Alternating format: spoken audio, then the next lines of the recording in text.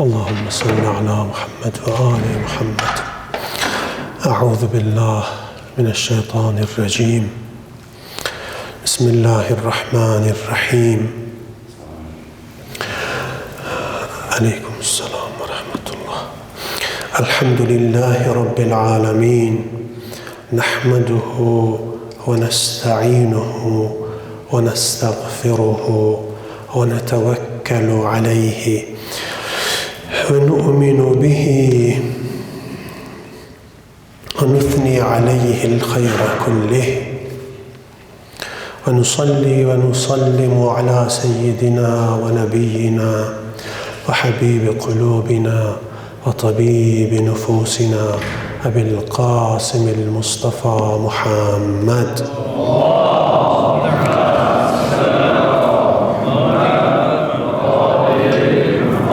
وعلى آله الطيبين الطاهرين ولعنة الله على أعدائهم أجمعين.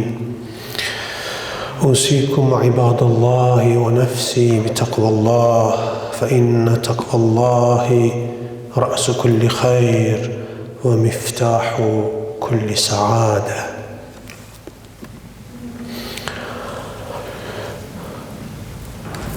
Allah'ın salavat, salamı, rəhməti, məğfirəti, bərəkəti hər birimizin üzərinə olsun. Dəyərli möminlər və möminələr. Xütbənin əvvəlində hər birimizi, həm özümü, həm də sizləri təqvaya dəvət edirəm.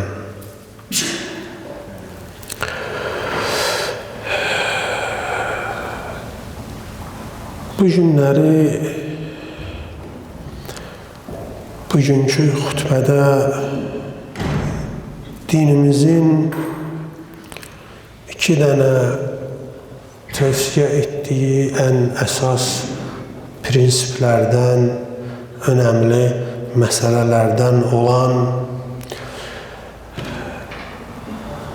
əhdə, vəfa və əmanətə sədaqət prinsiplərindən danışacaq.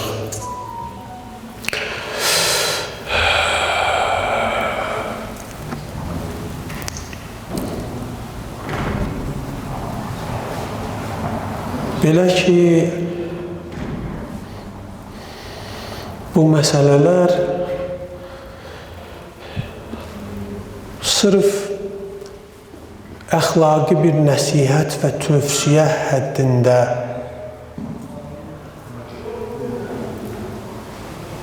deyil, həm də fərdi və ictimai və hətta siyasi və iqtisadi yaşayışın əsas təməl prinsiplərindəndir. Allah Təbarək və Teala Qur'an-ı Kərimdə buyurur: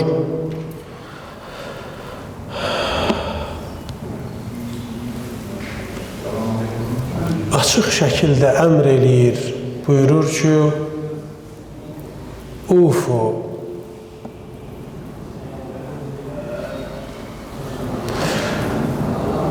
vəfa eləyin, sadiq qalın. Nəyə?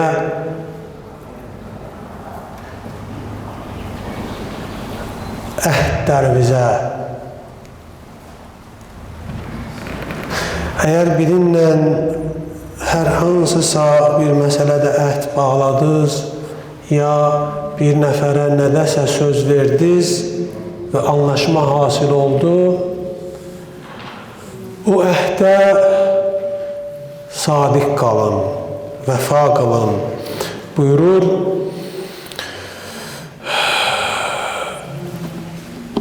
وَالَّذِينَ هُمْ لِأَمَانَاتِهِمْ وَعَهْدِهِمْ رَاعُونَ. Möminlər onlardırlar ki,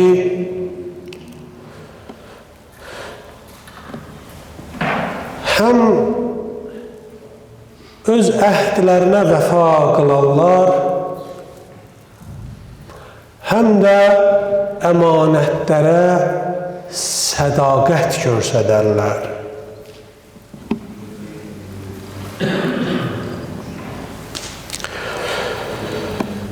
Və digər ayələrdən birində də Allah təbarək və Teala belə buyurur ki: Əuzu billahi mineşşeytanirracim.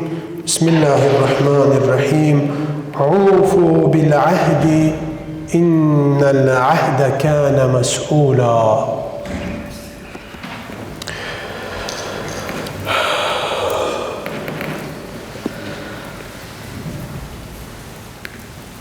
Əhdə vəfa edin. Çünki soruşulacaq.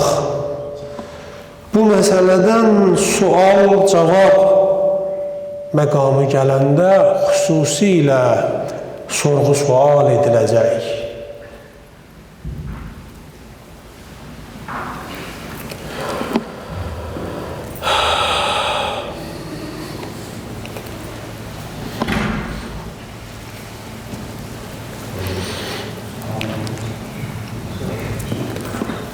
Bu əhddən məqsəd də təkcə bir insanın digər insana verdiyi vədələr, sözlər deyil. Məsələn, bir insan digər birinə bir söz verir, deyir, narahat olma, bunu belə eləyəcəm və ya bu əmanəti filan vaxtda qaytaracam, sonra vaxtı uzadır. Yalan danışmış olur. Yox, təkcə məqsəd bu Qur'an-ı Kərimdə vurğulanan əhddən bunlar deyil. Daha geniş anlamdadır. Və bu əhd neçə yerə, neçə qismə və neçə hissiyə bölünür. Bunlardan biri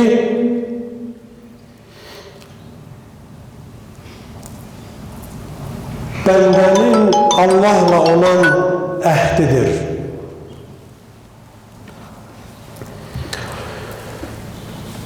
Yaranmışın Yaradanla olan əhdi. Və Allah Təbarək və Teala Qur'an-ı Kərimdə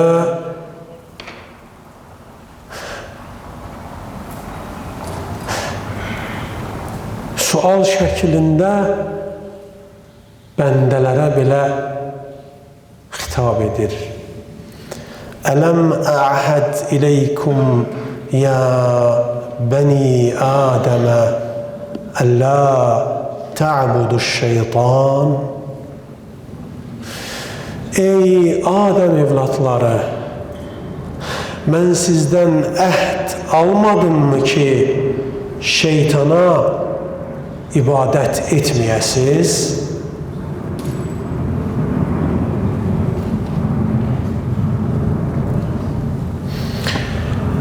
Ey Adəm evlatları, sizdən əhd-ü peyman almadımmı ki, şeytana ibadət etməyəsiz?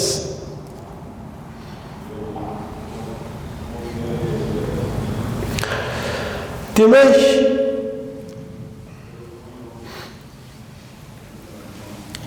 hər bir günahın yerinə yetirilməsi Allahla bəndə arasında olan əhdin sındırılması deməkdir.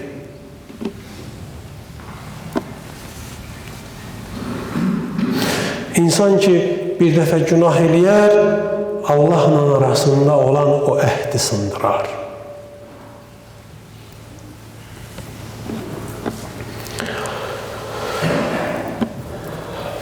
Və hər bir itaət də həmin əhdə sadiq qalmaq deməkdir.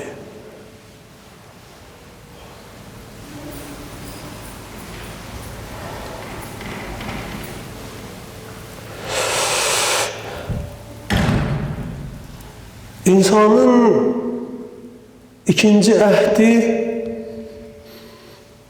bəndələrlə arasında olan əhdidir.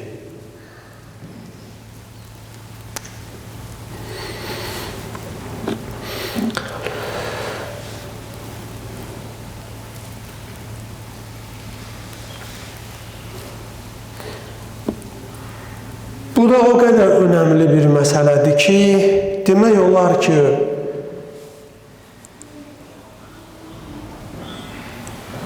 etimad, güvən, inanc hakim olmayan bir cəmiyyətdə yaşamaq çox çətin olar.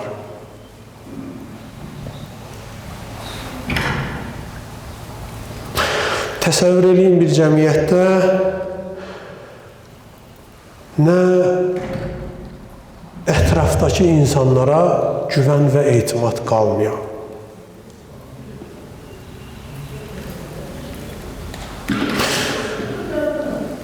Nə cəmiyyətdəki insanlara güvən və etimad qalmıyor.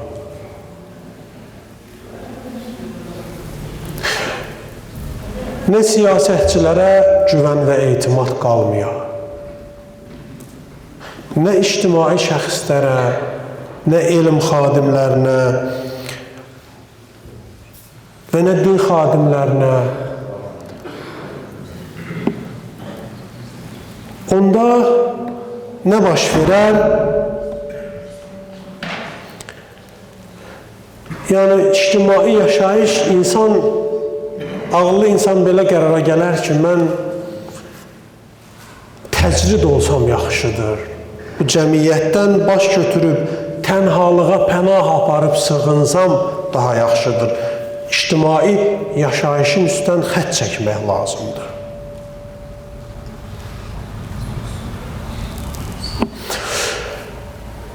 Təbii ki, Allah da insanı ictimai varlıq yaratdığı üçün bu ictimai yaşayış olmadan insanın yaşamağı demək olar ki, mənasız olar.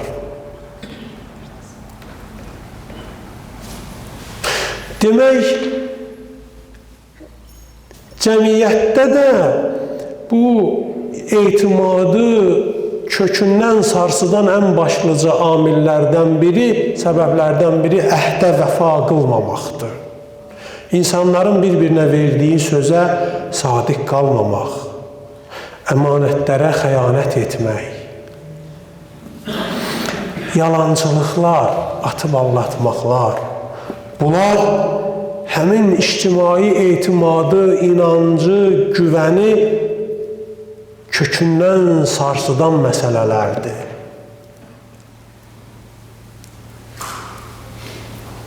Ona görə də Hz. Muhammed Mustafa sallallahu aleyhi və aleyhi və səlləm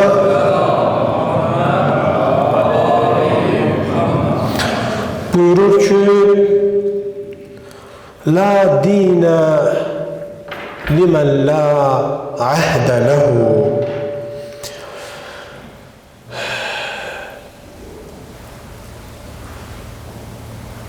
Kimin ki, əhdinə sədaqəti olmaya dini olmaz. Çox ağır sözdür, çox təhlükəli sözdür. Kimin ki, əhdinə vəfası və sədaqəti olmaya la dinə ləhu. Demək ki, o insan dinsiz insandır, dini yoxdur.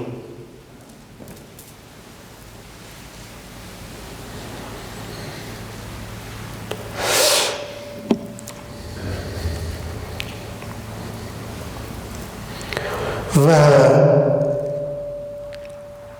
odur ki, hədisdə buyurulur ki, din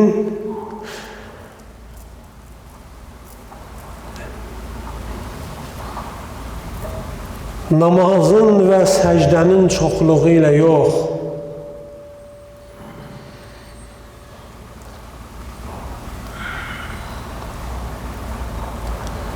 əhdə vəfa və əmanətə xəyanət etməməklə ölçülər. Bir insan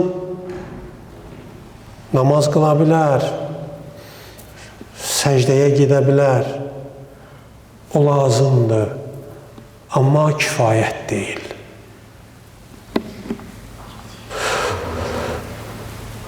yetərli meyar tək tənha namaz, səcdə, ibadət, bunlar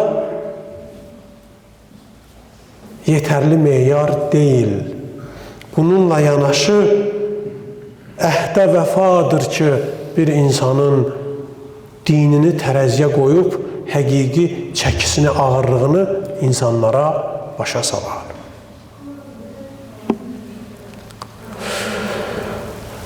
Ona görə də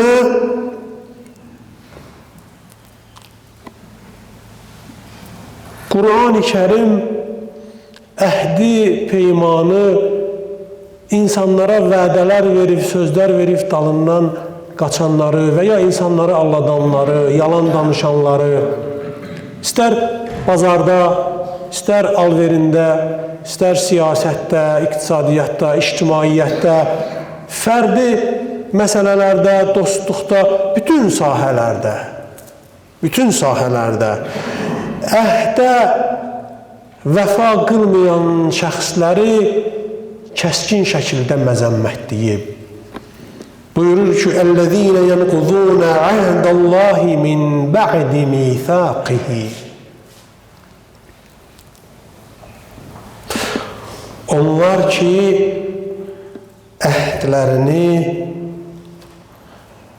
bağladıqdan sonra sındırarlar.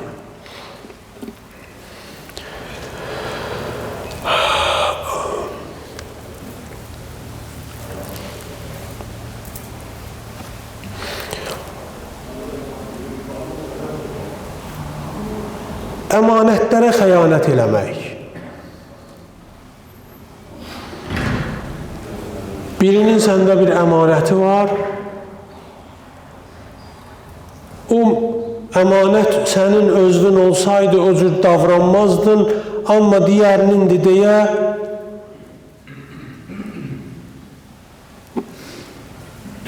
amansızcasına ondan yararlanmağa çalışırsan.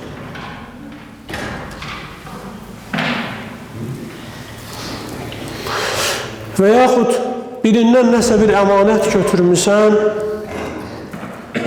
söz vermisən ki, mən bunu filan müddətdə qaytaracağım.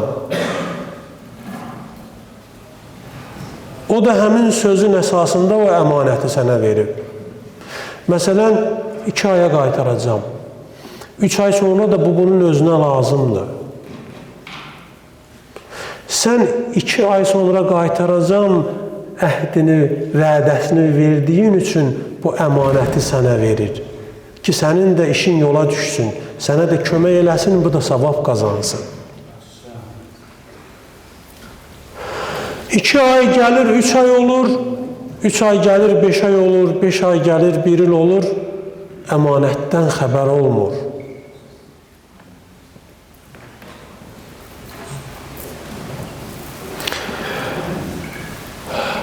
Və sən həm verdiyin əhdə, sözə sadiq çıxmışsan, həm də əmanətə bir növ xəyanət etmiş olursan.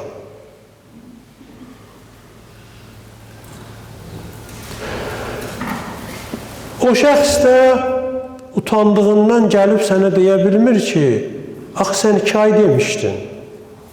Bu mənim özümə də lazımdır axı.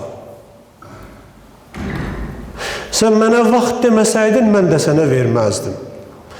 Məsələn, bu əmanəti götürəndə sən mənə deməsəydin ki, 2 aya qaytaracağım, mən bunu sənə verməyəcəkdim. Niyə? Çünki 3 ay sonra mənim özümün buna ehtiyacım var idi.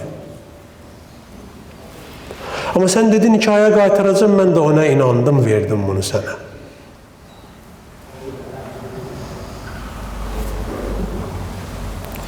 Və insan heç oralıq olmur. Bəzən o əmanəti ona qaytarmaq üçün böyük şanslar yaranır, yenə laqeyd yanaşır, etina eləmir, ciddiyə almır.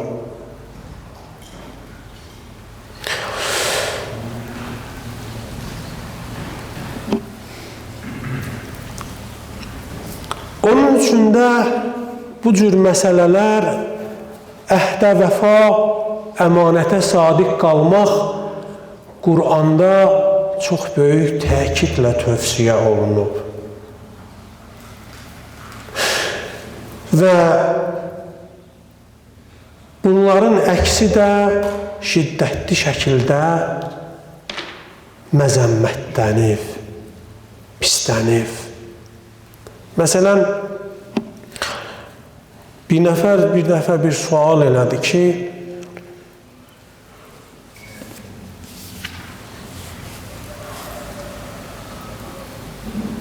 rəvayətdə borc niyyəti ilə möminlərin əlini tutmaq, bəndələrin əlini tutmaq savabdır. Çox tövsiyə olunur.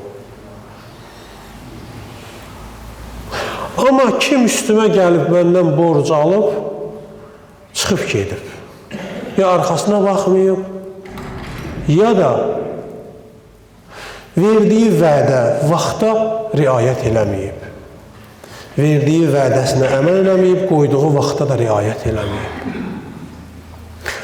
İndi sizcə mən indən sonra mənə müraciət eləyən, gələn, üz tutan insanlara kömək eləməsəm, əl tutmasam, günah mı eləmiş sayılıram?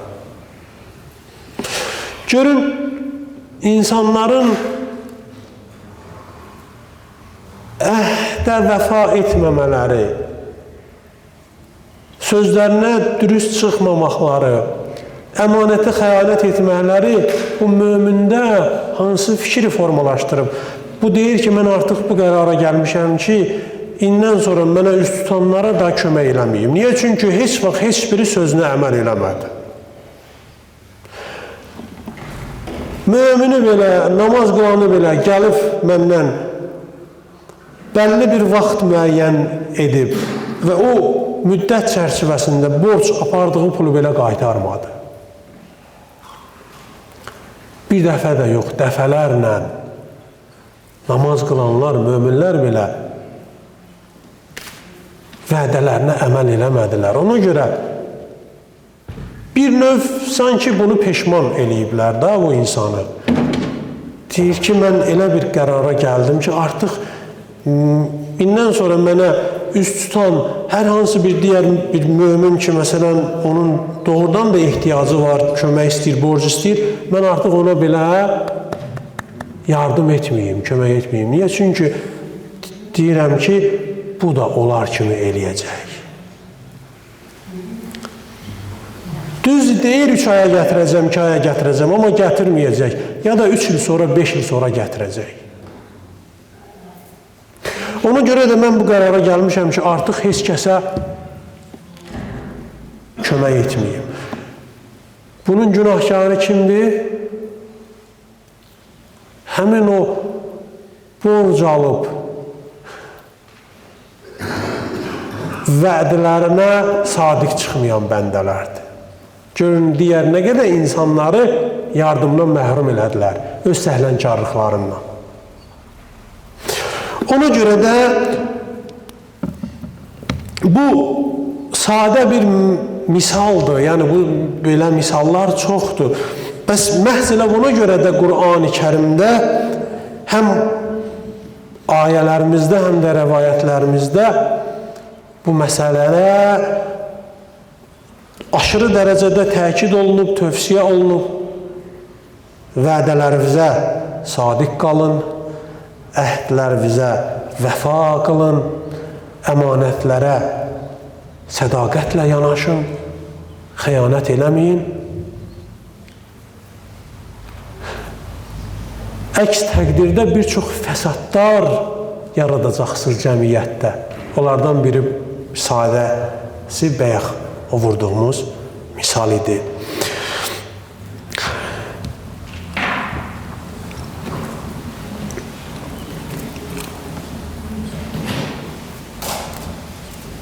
Hansı ki,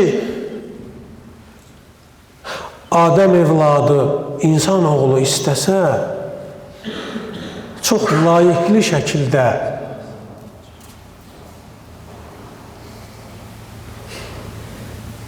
bu əhd-i peymanların öhdəsindən gələ bilər.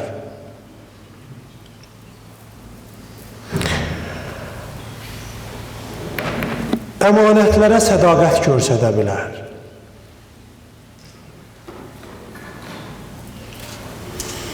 İstər fərdi həyatında, istər ictimai həyatında, istər siyasi, istər iqtisadi, bütün sahələrdə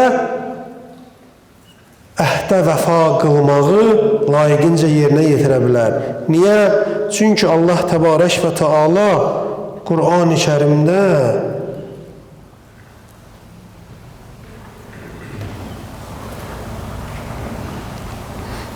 buyurur ki, mən bu insanı yaratmışam.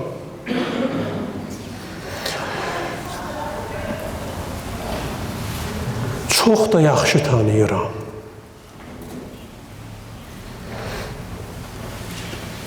Yaradanda bunda bu potensiyanı qoymuşam. Bu qabiliyyəti, bu bacarığı, bu gücü ki, bu yüklərin altından rahatlıqca qalxa bilsin. Rahatlıqla, rahatçasına bu yükü qaldıra bilsin. Buyurur, çox əcib bir ayə var.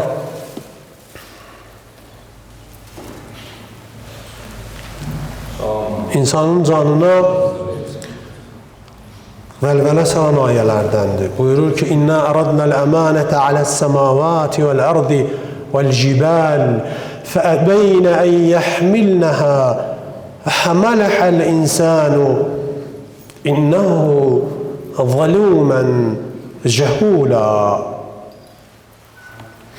Buyurur,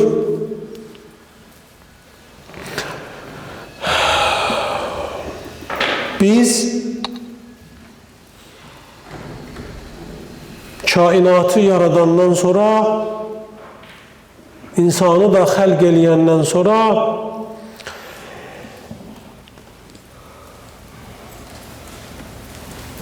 üzümüzü göylərə tutduq,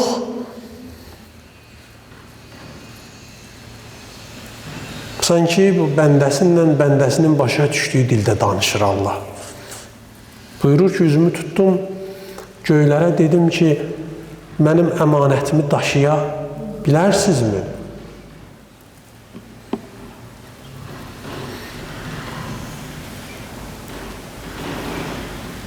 Buyurur, göylər imtina elədi, yox dedi. Qorxdu. Birdən Allahın əmanəti ağır əmanətdir. Altına girərəm, gücüm çatmaz daşımağa. Elə bəri başdan yox deyim. Qəbul eləmədi, yox dedi.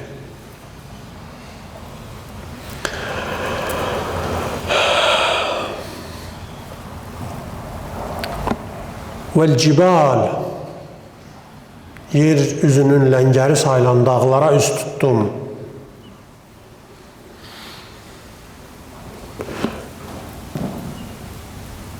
Onlar da imtina elədilər. Yer aləminə, yer üzünə üz tutdum.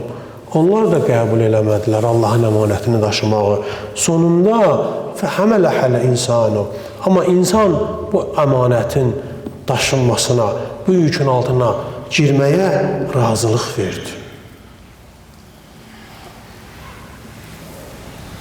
Allah istəyir desin ki, insanoğlu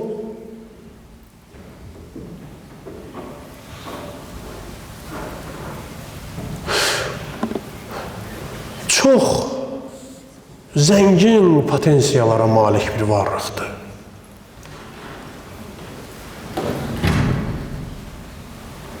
Əgər yerin, göyün gücü çatmadığı bir şeyi çiynini almağa razılıq verdisə, demək bunun həqiqəti, bunun potensial gücü çox böyükdür. Necə ki, Əli əleyhissalam buyurur ki, Ətəzə'mu ənəkə jirmun zəğirun və fikən tavəl aləmul əkbəru. Sən elə güman edirsən ki, bir balaca ət parçasından ibarətsən və fikən tavəl aləmul ekberu, bir halda ki səndə çox böyük bir aləm yerləşibdir ey insanoğlu.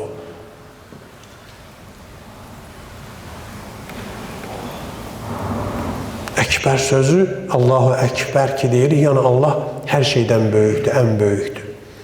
Kəbir deyəndə böyük deməkdir, Əkbər deyəndə ən böyük deməkdir.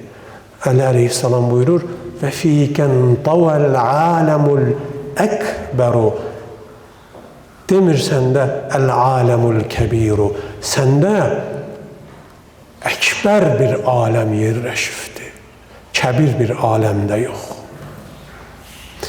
Səndə çox-çox böyük bir aləm yerləşibdir ki, sən təəssüflər olsun ki, ondan qafilsən, qəflət eləmirsən. Elə Allah həmin ayənin sonunda da buyurur ki, İnnəhu zalumən cəhula, amma bu insan çox-çox özünə zülm eləyəndir və çox-çox da cahildir.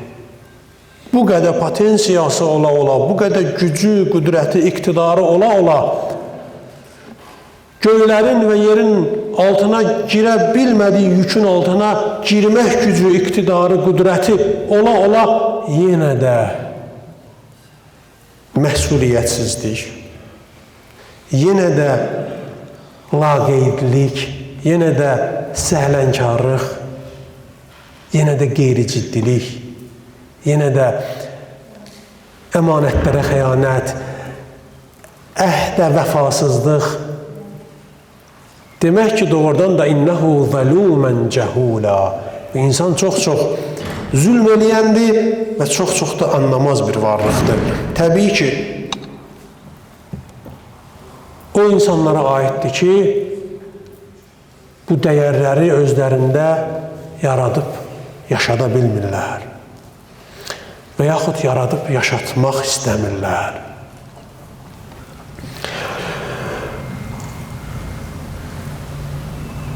Uca Allaha ant verək, Məhəmməd və Ali Məhəmmədin nur cəmalı xatirinə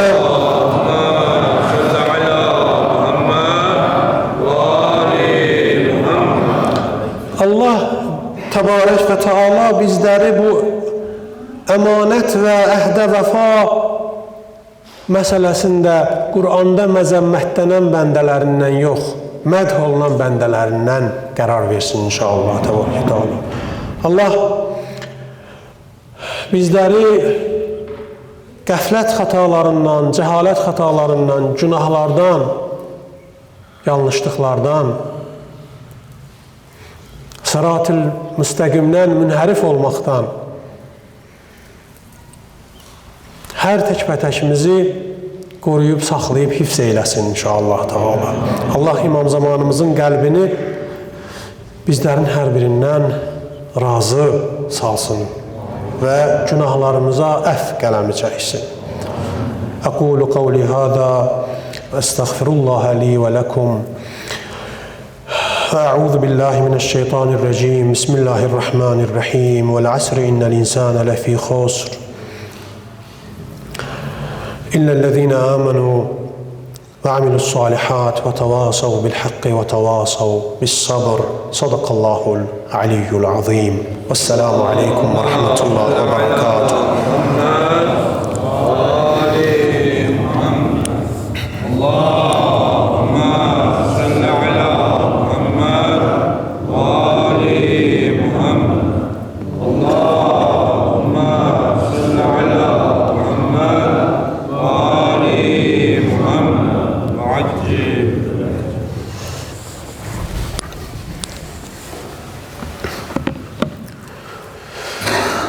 اللهم صل على محمد وآل محمد.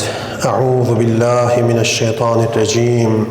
بسم الله الرحمن الرحيم. الحمد لله رب العالمين. ثم الصلاة والسلام على سيدنا ونبينا وحبيب قلوبنا أبي القاسم المصطفى محمد. اللهم صل على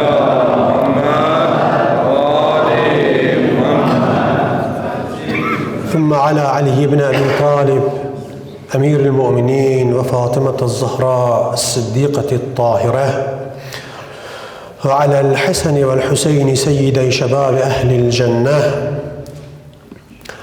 وعلى السجاد والباقر والصادق ثم الكاظم والرضا وعلى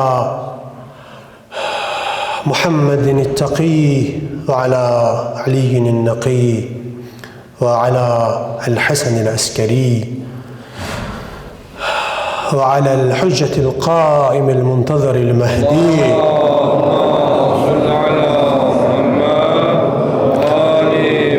صلوات الله وسلامه عليهم أجمعين. أوصيكم عباد الله ونفسي بتقوى الله فإن تقوى الله زاد الآخرة ونور القلوب.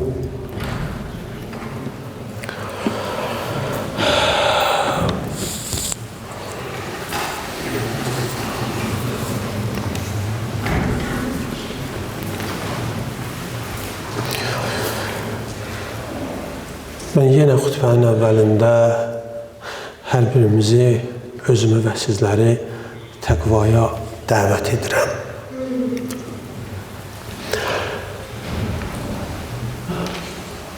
İstər ana kitabımız Qur'an-ı Kərimdə, istərsə də rəvayətlərimizdə çox önəmli məsələlərdən biri də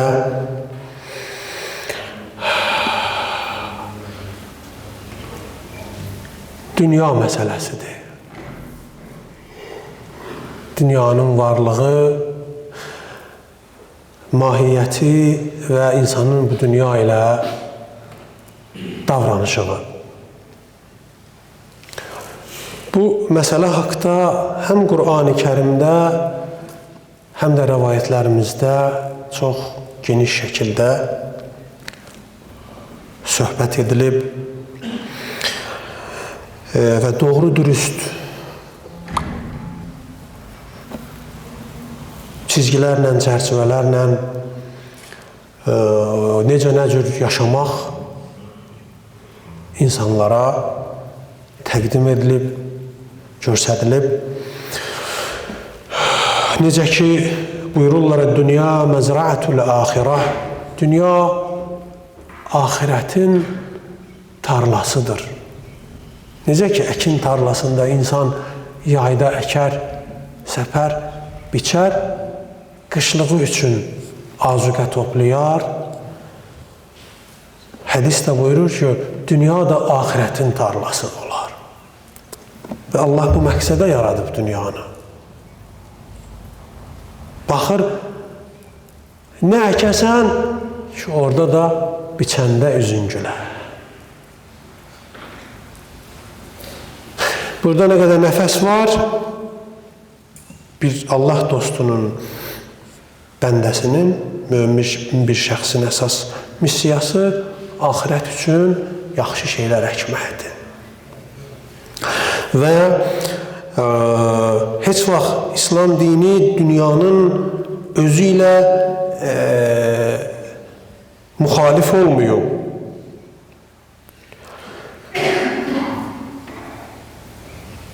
Dünya olmasa Allah bəndələri, Allah dostları yaşaya bilməz ki. Dünya olmasa bəndələr imtihana çəkilə bilməz ki. Və dünya olmasa axirət üçün nəsə yaxşı şeylər əkə bilməz ki. Bəs dünya nə vaxt məzəmmətlənib, pislənib? O vaxtı artıq hədislərimiz və rəvayətlərimiz dünyanı məzəmmətləyir ki, insanda aşırı dərəcədə dünyaya bağlılıq yaranar. Və dünya insanın son hədəfinə, məqsədinə çevrilə. Dünya insanın prioritet hədəfi, məqsədi olar. Və səbəb olar ki, insan yavaş-yavaş dünyasına görə axirətini unutmağa başlayır. Bax, belənci dünya artıq məzəmmətlənib Qur'an-ı Kərimdə. Və buradadır ki, gəlib buyurur ki, وَمَا الْحَيَاتُ الدُّنْيَا إِلَّا مَتَاعُ الْغُرُورِ. Dünya evi aldadıcı bir əşyadan və alətdən başqa bir şey deyil.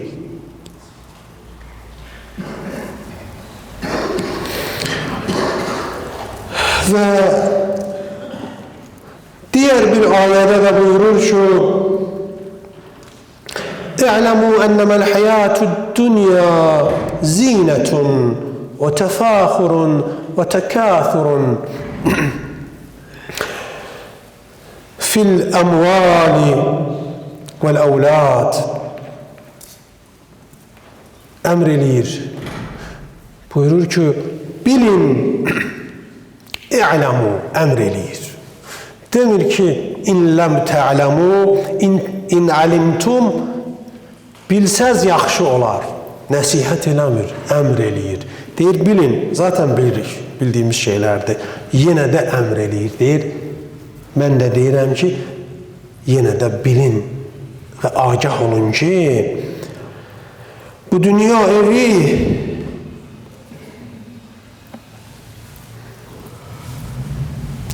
oyuncaq uşağın başını nətər qatar? Niyə görə oyuncaq deyirik oyuncağa? Çünki uşağın başını qatar. Uşağı uşaqdan alar. Hər şeyi uşağa unutdurar. O qədər məşğul eləyər ki, artıq uşağın başqa şeyə vaxtı macalı qalmaz. Ona görə adına oyuncaq deyirik. Allah da dünyanı haqqında oyuncaq kəlməsi işlədir. La'ibun. La'ib oynamağa deyirlər ərəblər. Və ləhvun və baş qatmaq. Və təfəxurun və təkəthur və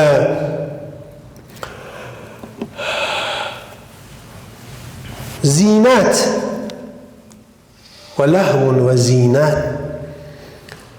bəzək, dünya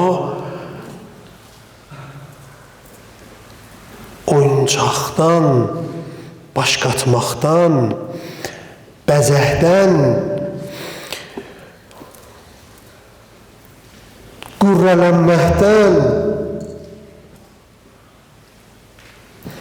əlində olanlarla fəxr eləməkdən və digər insanların gözünə soxmaqdan və iki dənə şeyi artırmaq üçün çalışmaqdan, onlar da nədir? Yenə mal, bir də evlad. İnsanlar nə qədər malı olsa da istəyər, yenə daha çox artsın istər. Allah da insanı yaradıb deyə bilir, deyir, dünya həyatı bu sadaladıqlarımdan başqa nədən ibarətdir? Çox əcibdir, çox maraqlıdır.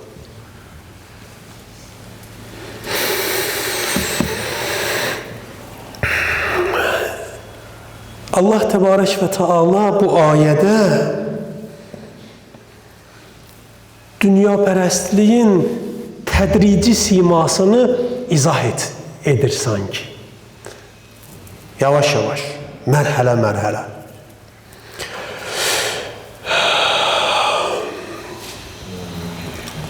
Buyurur ki,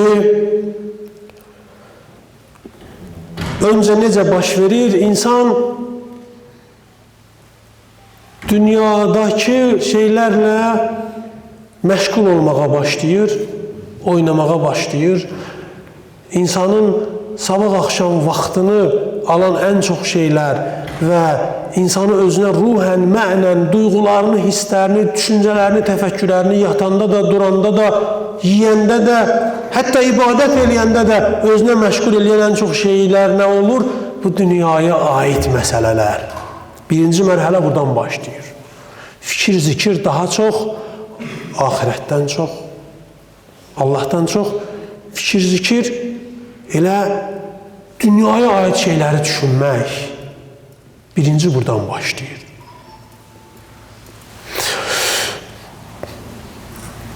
Bu mərhələdən sonra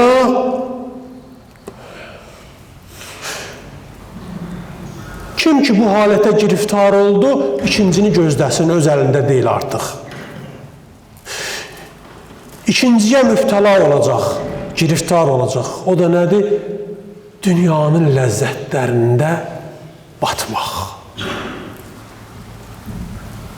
qərq olmaq. Və dünyanın ləzzətləri həmin insana o qədər şirin gələcək ki, elə hey istəyəcək bu davamlı olsun, təkrarlansın.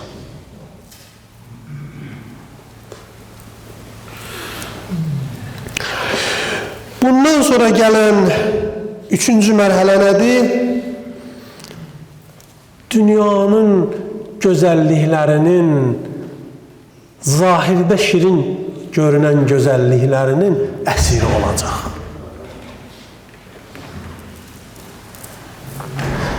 Əsir həqiqi mənada.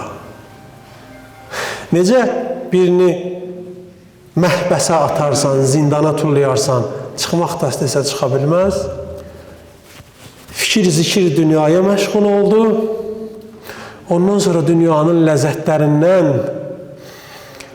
ləzzət aldıqca ləzzət almaq istədi və qərq oldu. Üçüncü artıq əsarət mərhələsi gəldi. Əsir olandan sonra da necə ki o zindana düşmüş insan istəyər zindandan çıxa, qaça amma çıxa bilməz. Artıq o mərhələ olduğuna görə divarlar hörülüb, tavanı da, səqfi də bağlanıb, qaçmağa yeri yoxdur daha.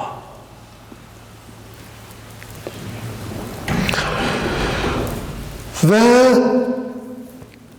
dördüncü mərhələ bu olar ki, insan digər dünyaya giriftar insanlarla rəqabət aparmağa başlayar.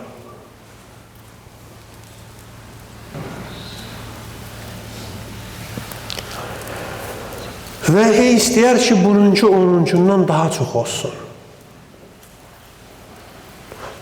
Yəni, bu bütün bəşərə aid olan mərhələlərdir. Hər birimizə aiddir bu.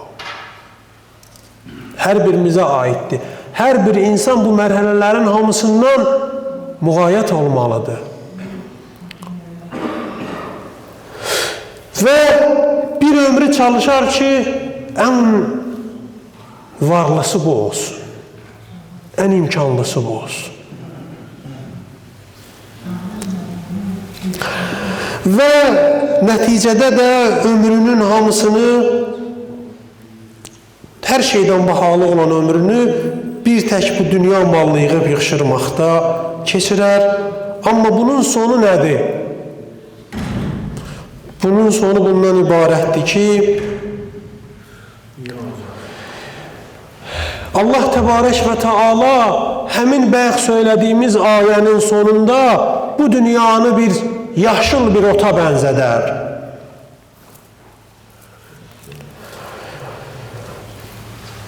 Necə ki, yazda yayda gələr təravətlənər, gözəl rəng tapar və oyanar və yaşıllaşar və insanın diqqətini özünə çəkməyə başlayar, amma biraz sonra da tezliklə solub gedər. Buyurur, bax bu dünyada onun, eynən o ot kimidir.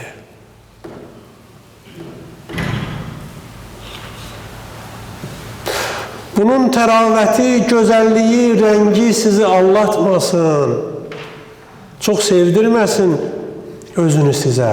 Birazdan bu solacaq, ondan sonra da məhv olub gedəcək.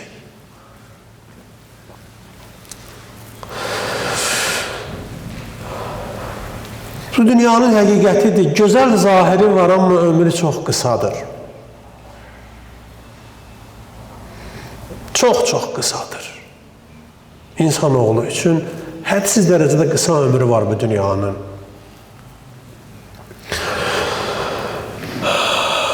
Və insanın müşkülü problemi də ondadır ki, dünyanı həmişə yaşar zənn edir insan. Elə bilir ki, dünya həmişə yaşardır, daimidir.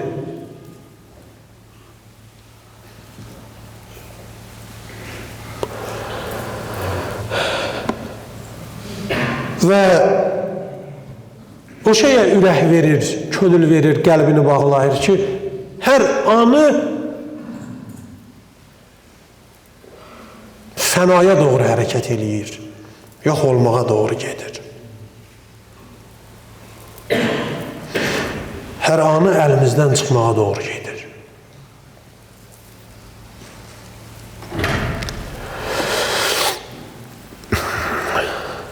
Sonunda isə cavanlıq gedər, sağlamlıq gedər. Necə ki, bir gün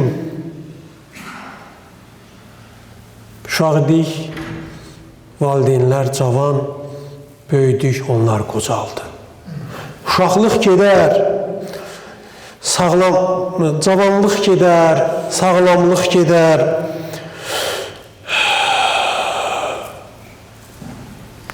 Gücün, qüdrətin, iqtidarın əlindən gedər. Hər nəyin varsa hamısı gedər. Sərvət qalar, insan da gedər.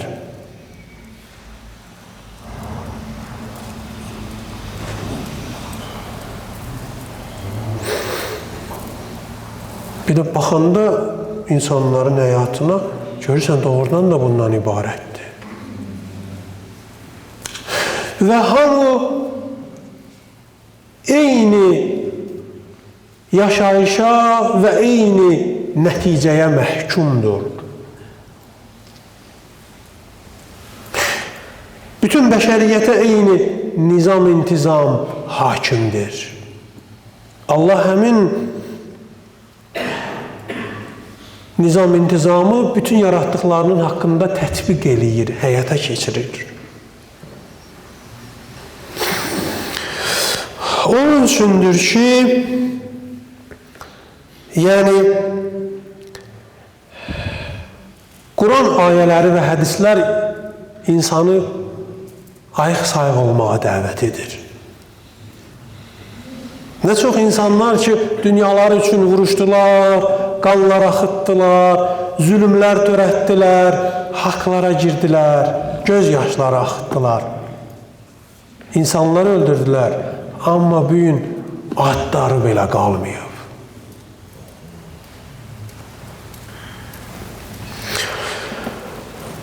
Odur ki, Əli əleyhissalam buyurur ki, "Əd-dünya daru məmərrin la daru məqar." Dünya keçid nöqtəsidir. Qalmaq üçün yox, qalmaq üçün deyil dünya.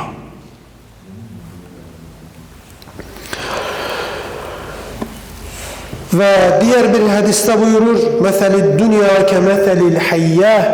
Dünya gözəl bir ilana bənzər. Bəzəkli, üstü bəzək, o altı təzək deyirlər. O üzündəki gözəlliklərlə insanı cəzb eləyər. Əl vuranda da yumşaq olar.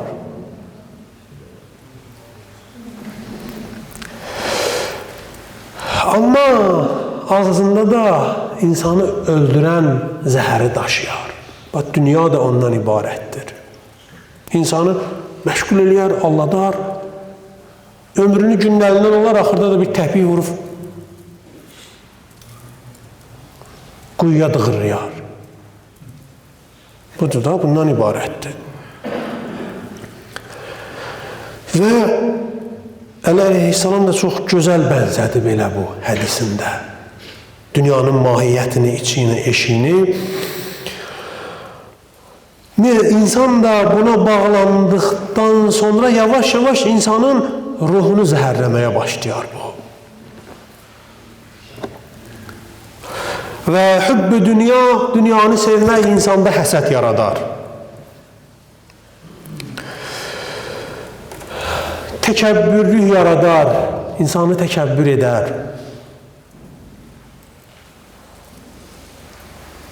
Hansı ki, bunların hamısı ayrıca hərəsinin haqqında bir kitab yazılıb, yəni bunların həsəd nə qədər pis bir xislətdir, təkəbbürlük nə qədər pis xislətdir. Neçə min il mələhələrə pişnamaz duran bir varlığı ərş-i əladan fərşə nətər çırpdısa hələ də yerindən qalxa bilmir. Təkəbbürlük. Həmin hübbü dünya insanda təkəbbürlük yaradar. Zülm elətdirər. İnsan dünyaya görə zülm eləyər insanlara. Və insanları Allahı unutturmağa sövqləndirər, yönəldər. Ona görə də məhz elə bax, bu cəhətlərinə görə idi ki, Peyğəmbərimiz buyururdu ki, Hubbud dünya rə'su kulli xatiyyəh. Dünya sevgisi bütün xataların başıdır. Odur ki,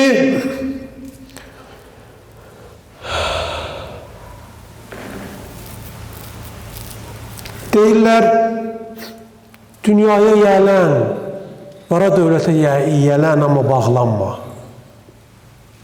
Niyə? Çünki əgər bağlansan, sənin üçün bir məbuda çevrilsə, Allah Quranda buyurur ki, Əfərə'eytə mən ittəxəzə iləhəhu həvah, deyir, gördünmü o bəndəmi ki, həvai nəfsini, nəfsani istəklərini Allahının yerinə qoydu, ibadət elədi. Bəzən də hübbü dünya, insanda dünyanı yavaş-yavaş Allahın yerinə qoydurar və insan artıq dünyaya ibadət eləməyə başlayar, Allaha yox. Və Allahı tamamən insana unutturmağa başlayar. Ondan sonradır ki, elə ki, dünya insanın Allahı oldu, insan hər iş görməyə başlayar. Haqqı gizlətməyə başlayar. Demək məqamı gələndə o dəqiqə düşünər ki, dünya mənafeyim, mənfəətim birdən təhlükəyə düşər.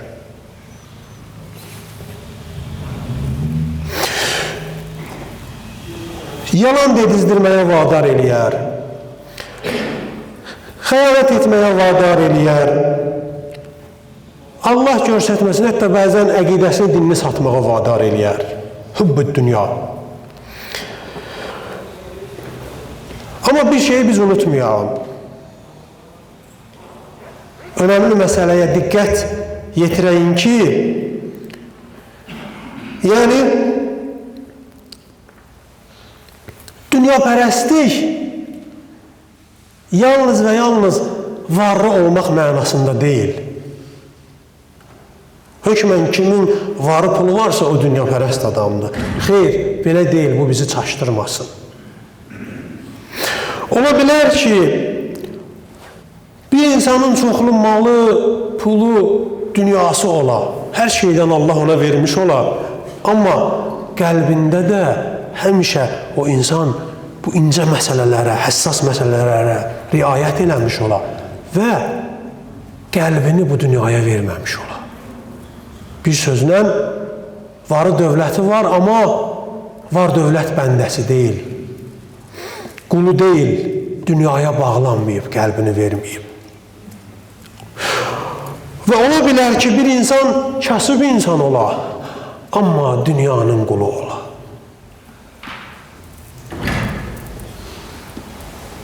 Elə varı, sərvəti olmuyor, amma dünyanın əsiri ola.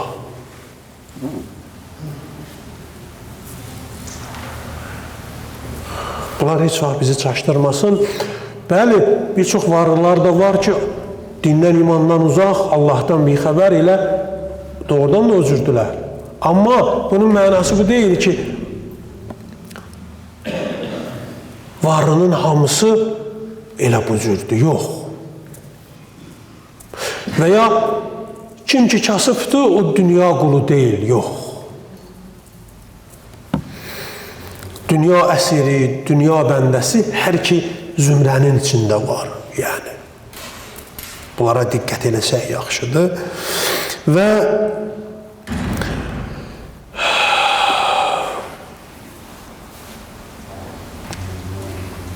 ona görə də Əli əleyhissalam buyurur ki, "Əz-zuhdu kulluhu beynə kəliməteyni minəl Qur'an." Dünya bəndəsi olmamağın mənası bu deyil ki, sən zahid olasan, dünyadan qaçıb dağlara çəkiləsən.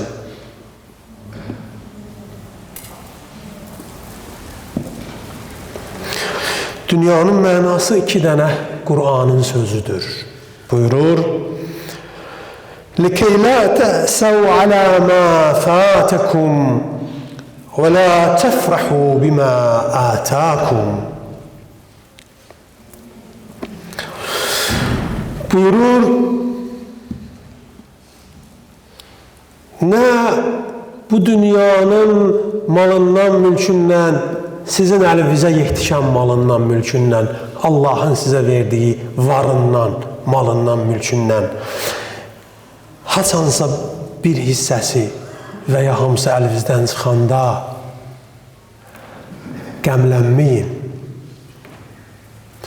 kədərlənməyin. Nə də onu artıranda, onu sizə verəndə və üstünə artıranda da fərəhlənməyin. Şadlanıb, sevinib, fəxr eləməyin o dünyanın malı ilə. Dünyaya bağlı olub-olmamağın mənası budur. Əli əleyhissalam buyurur. Yoxsa tamam dünya malını arxa çevirib, mən dünyanı sevmirəm deyib, dünya malını istəmirəm deyib, qaçıb dağlara çəkilib, rahiblik eləmək deyil. Dünyaya bəndə olmamağın mənası. Xeyr, çünki bizim həm Quran ayələrindən, həm də rivayətlərimizdən tövsiyələrimiz var ki, buyurur, وَابْتَغِ فِيمَا آتَاكَ اللّٰهُ الدَّارَ الْآخِرَةَ وَلَا تَنْسَ نَصِيبَكَ مِنَ الدُّنْيَا. Allahın sənə bu dünyada verdiyi nemətlərlə axirətini tələb elə. Yəni, bu nemətləri qoyub qaçma. Olsun, varın, dövlətin olsun, halal yolla. وَلَا تَنْسَ نَصِيبَكَ مِنَ الدُّنْيَا. Və Allahın bu dünyada sənə verdiyi nemətləri unutma. O nemətləri dəyərləndir, qədrini bil, yaxşı istifadə eləməyi bacar. Varlı olmağın zərəri, ziyanı yoxdur. Ona bağlanmağın, axirəti, Allahı, imanı unutmağın zərəri, ziyanı var. Daha da imanıva xidmət elə. Varlanmağa da çalış, doğru dürüst yolla, dinivə, imanıva, əqidəvə, axirətivə xidmət elə həmin varla. Ehtiyacların əlindən tut. Yetimlərə yardım elə. Onda sən ən dəyərli insan olacaqsan. Və odur ki, hədisdə də buyurur ki,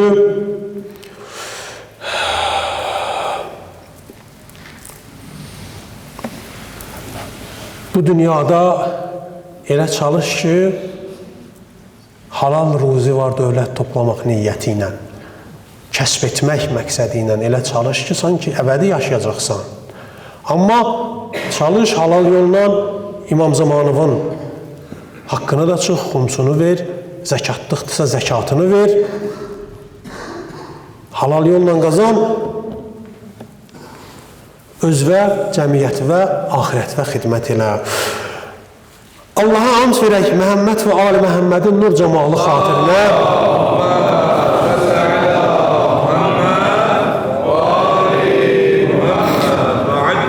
Bizləri Allahın verdiyi nemətləri dəyərləndirib, axirətini abad eləyən bəndələrindən qərar versin inşallah.